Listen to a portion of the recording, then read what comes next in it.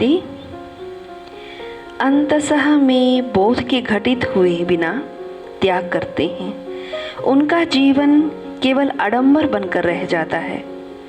अंतर्भावों की घुटन, बेचैनी उन्हें निरंतर सालती रहती है।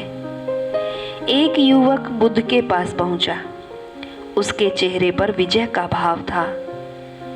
अपने भावों को व्यक्त करते हुए शास्ता से कहा, उसने ग्रह त्याग करने की सारी तैयारियां पूरी कर ली हैं। अब वह भिक्षु बनने के योग्य हो गया है। उस युवक के इस दर्प भरे कथन पर बुद्ध हंस दिए। बुद्ध की इस हंसी को वहां पास बैठे सारिपुत्र ने देखा। युवक चले जाने के बाद उन्होंने बुद्ध से हंसी का रहस्य जानना चाहा।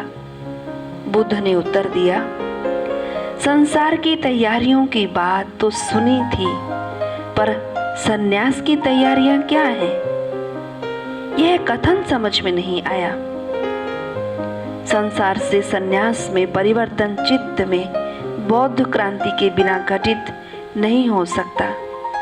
त्याग करना, सन्यास लेना, भिक्षु होना ना तो वेश परिवर्तन है, ना नाम परिवर्तन और ना ग्रह परिवर्तन है।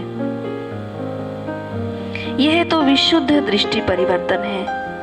त्याग के लिए तो चित्त का समग्र परिवर्तन चाहिए।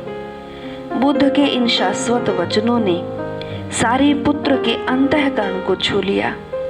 वह युवक फिर से एक दिन बुद्ध के पास आया और थोड़ा चिंतित स्वर में बोला, त्याग की सारी तैयारियों में एक कसर बाकी रह गई है।